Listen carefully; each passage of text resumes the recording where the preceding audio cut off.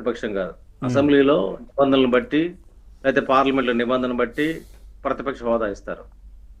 ఈయనకు ఉందో లేదో ఒకసారి ఆత్మపరిశీలన చేసుకోవాలి. ఒకటి, ఎన్ని పక్కన పెడితే అసలు నువ్వు ఒక పార్టీకి అధ్యక్షుడిగా ఉన్నారు, ఒక నియోజకవర్గం ఎమ్మెల్యేగా ఉన్నారు, అసెంబ్లీకి వచ్చి ఎందుకు మాట్లాడకూడదు? మాట్లాడి ఎక్స్పోజ్ చేయండి. రాష్ట్ర ప్రభుత్వం తప్పులు చేస్తే ఎక్స్పోజ్ చేయండి, కేంద్ర ప్రభుత్వం తప్పులు చేస్తే ఎక్స్పోజ్ చేయండి. ఎవరు కాదన్నారు మీకు? పవన్ కళ్యాణ్ తిరదాల్చుకుంటూ వచ్చి తిట్టండి. అంటే అసలు నీకు డెమోక్రసీ మీదనే ప్రేమ లేదు, గౌరవం లేదు. ఇదేదో ఈడీ అమీన్, సద్దాం హుస్సేన్ పాలనలాగా నువ్వు ఏమనుకుంటావో అదే చేయాలనుకుంటే అది జగన్మోహన్ రెడ్డి గారి మానసిక అంతత్వం.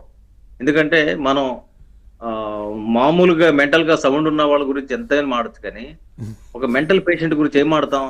ఆయన నిజంగా చెప్పాలంటే ఒక విషాదం. ఆ పార్టీలో మిగతా వాళ్ళు ఎందుకున్నారో కూడా తెలియని పరిస్థితి. ఇతర పార్టీలన్నా వాళ్ళు మీరు చెల్ల చెదిరైపోండి, లేకపోతే మీరు ఒక పార్టీ పెట్టుకోండి. ఒక పిచ్చోడి చేతులు రాయిలాగా మారేసి ప్రజాస్వామ్యాన్ని అవహేళన చేసేటగా ఇప్పుడు 2 నిమిషాలు వాకౌట్. ఏంటంటే 2 నిమిషాలు వాకౌట్? కూర్చోండి. మిమ్మల్ని ఏమైనా సస్పెండ్ చేశారా అసెంబ్లీలో? మిమ్మల్ని ఏమైనా తిట్టారా? మరి ఎందుకు జగన్మోహన్ రెడ్డి గారు ఈ విపరీతమైన వైఖరి? ఇది మామూలు వైఖరి గడు కాదు. ఏ మనిషికైనా సరే ఒక వైఖరి ఉంటే ఆ వైఖరి తన ప్రతిభని చాటాలి. ఉమ్, ఎస్, మీరు ఎస్టాబ్లిష్ చేయండి. ఈరోజు కేంద్ర బడ్జెట్ ఇచ్చింది, కేంద్ర బడ్జెట్ అనేది ఎక్సలెంట్ గా ఉందని దేశవ్యాప్తంగా మాకు పాజిటివ్ వైబ్రేషన్ వచ్చింది. మీరు విమర్శలు చేయండి. ఆంధ్రప్రదేశ్ మేము దాదాపు 15,000 కోట్లు, అమరావతికి 11,000 కోట్లు, విశాఖ స్టీల్ ప్లాంట్ కి, అదేవిధంగా విశాఖ రైలు జోన్ ఇన్ని చేస్తున్నాము. అందులో మీకు ఏమన్నా రంధ్రాలు కనబడితే అన్వేషించండి. కనీసం అదిగాడి చేయకుండా మీరు ఏం చేయడానికి, మీరు ఏం పీకడానికి వస్తారు అసెంబ్లీకి? పోని వచ్చి ఈయన కూర్చుంటారంటే లేదు. నేర్చుకోండి. మీరు నీ వయసు ఎంత, నువ్వెంత? ఇకనైనా సరే ఆ అసెంబ్లీలో 50 పైనే వయసు ఉన్న వాళ్ళు చాలా మంది ఉన్నారు. అక్కడికి వచ్చి నేర్చుకోండి మీరు. పోనీ చంద్రబాబు మీద కక్ష ఉంది, కోపం ఉంది. అది కోపం కక్ష ఉండాల్సిన అవసరం ఏంటి? అధికారం చంద్రబాబు నాయుడు గారికి, కూటమి ప్రభుత్వానికి ఇచ్చారు. మీకు ప్రజలు మీరు సాంకేతికంగా మీరు అక్కడ ఎలిజిబిలిటీ లేకపోయినా మీరు ప్రతిపక్షంగా ఫీల్ అవ్వచ్చు, తప్పులేదు. ప్రభుత్వం చేసే ప్రతి చర్యని ఎండగట్టచ్చు, తప్పులేదు.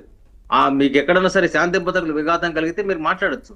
అసలు డెమోక్రసీలో ఎంతైతే అధికార పార్టీ ఉంటుందో అంతే బలంగా ప్రతిపక్షంగా ఉంటేనే అది ఉపయోగం. బలం అంటే కండలు కాదండి.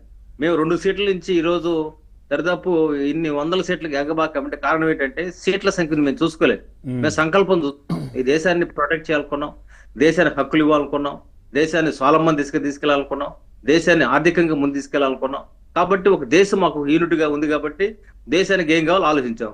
నీకు రాష్ట్రం యూనిట్ గా ఉంటే ఈ రాష్ట్రానికి ఏం చేయొచ్చు, అమరావతికి ఏం చేయొచ్చు? నువ్వు అమరావతిని సంకనాకి ఇచ్చావు.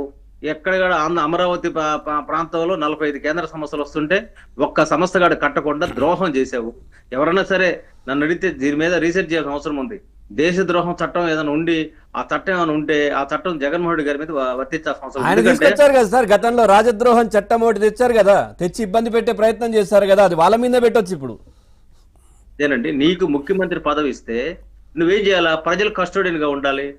ఈ రోజు 45 కేంద్ర సంస్థలు వస్తే ఆ సంస్థల ఎంతో మందికి ఉద్యోగాలు వచ్చేయండి. ఇప్పుడు చూడండి, ఈ 6 నెలల్లో ఇంత వేగవంతంగా పరిగెత్తుందంటే నీ చేతులు 5 ఏళ్ల నుండి పార్టీ ఏం చేశారు జగన్మోహన్ రెడ్డి గారు మీరు? కాబట్టి మీ హయాం అంతా కూడా ఒక చీకటి పాలన కదా, ఒక విషాద యోగం కదా అది. ప్రజలకు మిమ్మల్ని ఎప్పుడన్నా మీరు గుర్తుపెట్టుకుంటారా? ఎవరైనా ఒక మనిషి గుర్తొస్తే ఆ మనిషిని మనం గుర్తొచ్చినప్పుడు మన పెదాలపై చిరునవ్వు రావాలా. కానీ జగన్మోహన్ రెడ్డి అనే పేరు గుర్తొస్తే ప్రజల్లో ఒక అసహ్యం వస్తుంది, లేకపోతే కోపం వస్తుంది, జుగుప్స్ అనే ఫీలింగ్ కలుగుద్ది. ఇన్ని ఫీలింగ్స్ అసహ్యం కాదు సార్, అర్ధరాత్రి ఉలిక్కి పనులు వేస్తున్నారు మళ్ళీ ఆయననే ముఖ్యమంత్రి ఏమో అని. జగన్మోహన్ రెడ్డి గారికి ఇవి చివరి ఎన్నికలు మేము చెప్పాము. ఆ ఎన్నికలు ఆయనకి అందులో సందేహం లేదు. ఆయన ఏ వర్గం ప్రయోజనం ఉందండి ఆయనకి? దళితుల్ని ఆయన చూసిన చూపేంటి?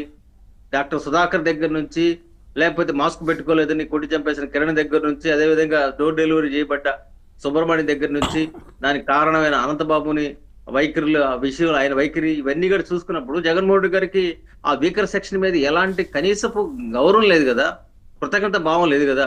ఎగిరెగిరి ఓట్లేస్తే వీకర్ సెక్షన్స్ వేసినప్పుడు ఆ సెక్షన్ సంబంధించిన సెల్ఫ్ రెస్పెక్ట్ ఆయన ఏమనుకుంటాడంటే నేను అమ్మఒడి ఇచ్చేసాను చాలు, జగన్ దీవెని ఇచ్చాను చాలు, లేదా ఇంకోటి ఇచ్చాను చాలు అనుకుంటున్నాడు. కాదు, ఎందుకంటే వీళ్ళ అబ్బసొమ్మే ఇవ్వడం లేదు.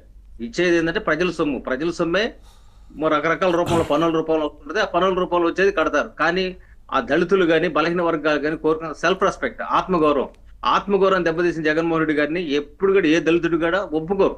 వాళ్ళు ఇంకా అవేర్నెస్ ఎవరికి లేకపోతే మేము చెప్తున్నాం, దళితుల కోసం గత 25 ఏళ్ల పైనే పనిచేసిన వ్యక్తిగా చెప్తున్నాను. మీరు ఎవరు కూడా ఆంధ్రప్రదేశ్ నుండి 2 దళిత రాష్ట్రాలు సంబంధించిన